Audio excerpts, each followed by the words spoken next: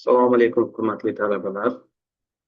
Bugun sizlar bilan Fundamentals of Mechanics fanini boshlaymiz. Ya'ni bu fan mexanikaning asoslari degan ma'noni anglatadi o'zbekchada. Bu fanni Toshkent kimyo xalqaro universiteti mashinasozlik texnologiyasi kafedrasi katta o'qituvchisi Abduxoliq Azimjon sizlarga bu semestr davomida dars berib boraman. Birinchi mavzuyimiz fanga kirish, kattaliklar va birliklar hisoblanadi. Fanga kirish, ya'ni bu fan bizni nimaga o'rgatadi, bu fan davomida nimalarni o'rganishimiz kerak va keyingi o'tadigan fanlarimizga qanday asosiy qism hisoblanadi degan savollarga javob olamiz. Fundamentals of Mechanics. Bu inglizcha nom. O'zbekchada mexanika asoslari degan ma'noni anglatadi. Ko'rib turganingizdek, bu fan davomida asosan mexanikaga oid bilimlarimizni chuqurlashtiramiz, yangi bilimlar olamiz, qonuniyatlarni o'rganamiz va masalalar yechishni ham o'rganamiz. Bilamiz, mexanika bu odatda fizikani bir qismi hisoblanadi va mexanika bo'limi fizik jismlarni yoki fizik tizimlarni harakatlarni, harakat va kuchlar bilan bog'liq bo'lgan asosiy qonuniyatlarni, tushunchalarni, tamoyillarni o'rganadi. Kurs davomida biz kinematika, dinamika, statika va termodinamikaning asosiy qonunlarini o'rganamiz. Bundan tashqari biz harakat turlari, kuch turlari, energiya, ish va gaz holatlari kabi mavzularga chuqurroq misollar orqali kiramiz. Biz bilamizki, hozirgacha o'rganilgan barcha qonuniyatlar, yaratilgan qonuniyatlar 4 ta bosqichdan o'tadi. Demak, birinchi bosqichimiz eksperiment, kuzatishlar va ma'lumotlar va oxirgi qismi matematik modullarni yaratish bosqichi hisoblanadi. Oddiy misol, bosib o'tilgan yo'l tezlik va vaqtning ko'paytmasiga teng. Mana shu holatga yetib kelguncha 4 ta bosqichni o'z boshidan o'tkazgan. Fizik kattaliklar va ularning turlari. Fizik kattaliklar bu fizik hodisalarni o'lchovchi o'lchovli miqdorlarga aytadi. Misol uchun, uzunlikni biz metrlarda, santimetrlarda, millimetrlarda yoki kilometrlarda o'lchaymiz. Vaqtni misol sekundda, minutda, soatda, sutkada, yilda o'lchaymiz. Fizik kattaliklar odatda 2 turga bo'linadi: skalar kattaliklar va vektor kattaliklar. Skalar kattaliklar faqatgina son qiymati orqali ifoda qilinadi. Hozir sanab o'tganimizdek, uzunlik, vaqt, harorat, massa, ya'ni og'irlik hammasi faqatgina miqdorga ega bo'ladi. Ikkinchi turdagi kattaliklarimiz vektor kattaliklar hisoblanadi. Ular son qiymati va yo'nalishga ham ega bo'ladi. Misol uchun, tezlik, kuch, tezlanish, siljish hisoblanadi. Tezlik. Misol uchun, siz avtomobilda qandaydir tezlikda harakatlanib ketyapsiz va yo'ldan burilish. Siz qaysidir og'ish burchagi orqali burilasiz, lekin shunga mos ravishda sizni tezlik vektoringiz ham mos ravishda buriladi. Agar siz mana shu joyda og'ish burchagi o'tkir bo'ladigan bo'lsa, avtomobilni burishingiz qiyin bo'ladi va ag'darilib ketishi mumkin. Demak, shu yerda bizga son qiymatidan tashqari tezlikni yo'nalish ham ahamiyatga ega ekan.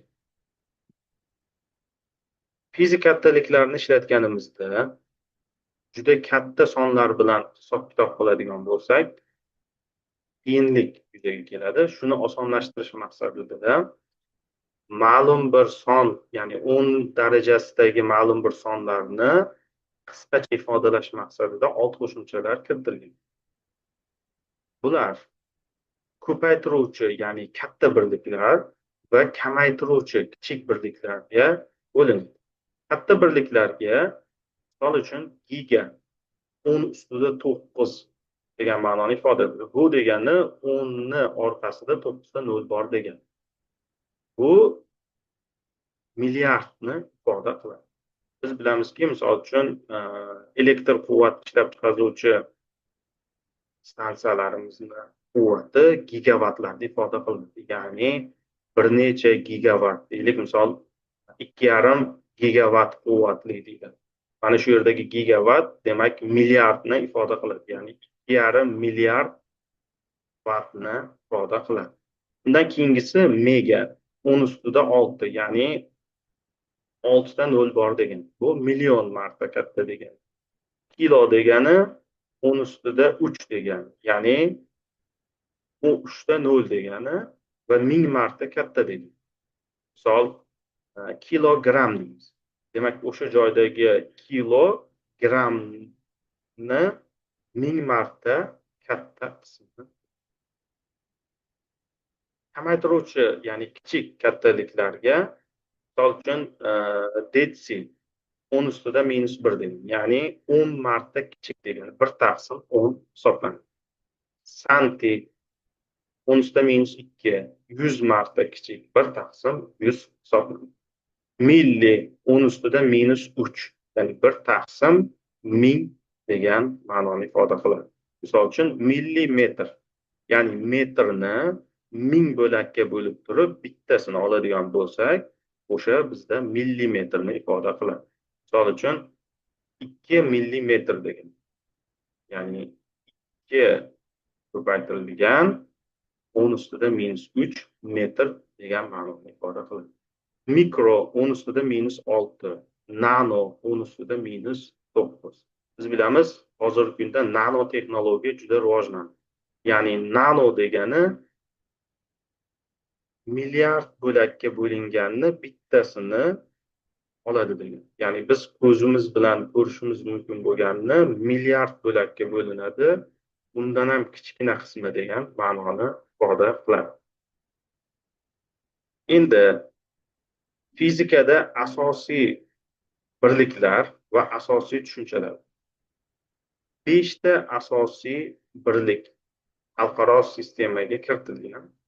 Bular uzunlik metrda o'lchanadi, vaqt sekundda o'lchanadi, massa kilogrammda o'lchanadi, harorat kelvinda o'lchanadi, elektr toki amperda o'lchanadi.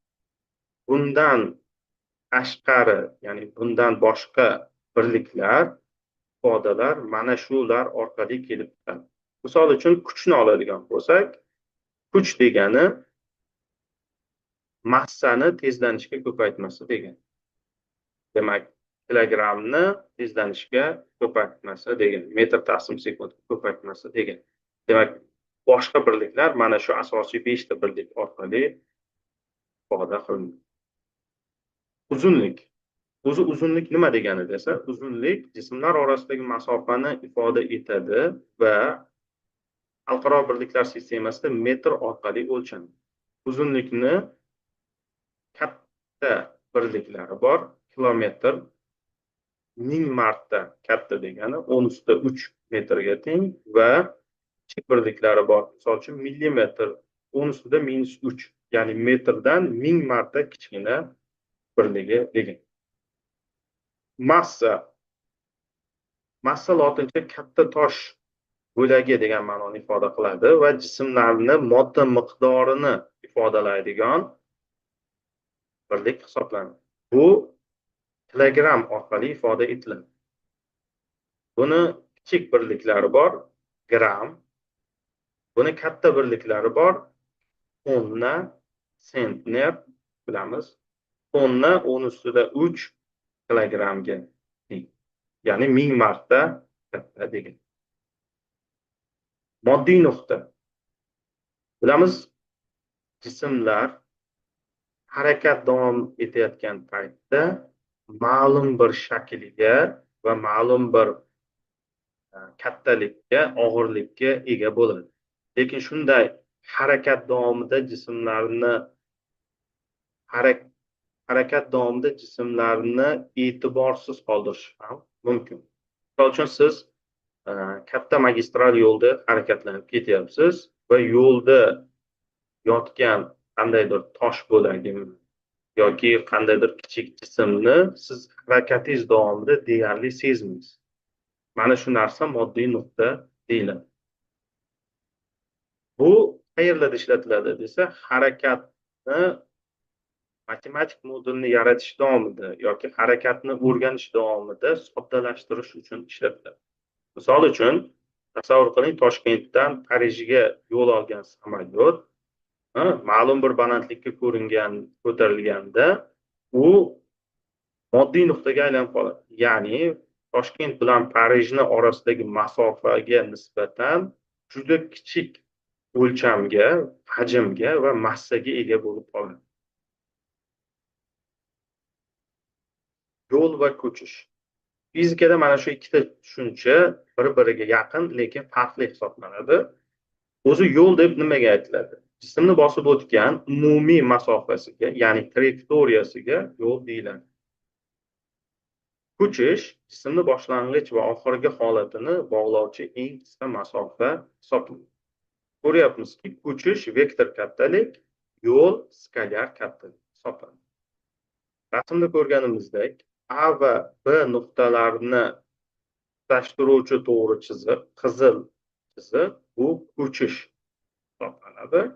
Lekin A nuqtadan B nuqtaga egri yo'l trayektoriya orqali kelgan chiziq esa yo'l hisoblanadi. Xo'p, yo'l bilan ko'chish bir-biridan farq qilishi mumkinmi? Albatta farq qilishi mumkin. Ba'zi holatlarda ko'chish yo'ldan kichik yoki nolga teng bo'lishi mumkin. Tasavvur qiling, siz uyingizdan universitet tomonga yo'lga chiqdingiz. Universitetga kelib, yana uyingizga qaytib bordingiz. Bu holatda sizni ko'chishingiz 0 bo'ladi. Ya'ni siz universitetga borib, yana qaytib keldingiz. Bosib o'tgan yo'lingiz universitetga borishingiz va qaytishingizdagi masofalarni yig'indisiga teng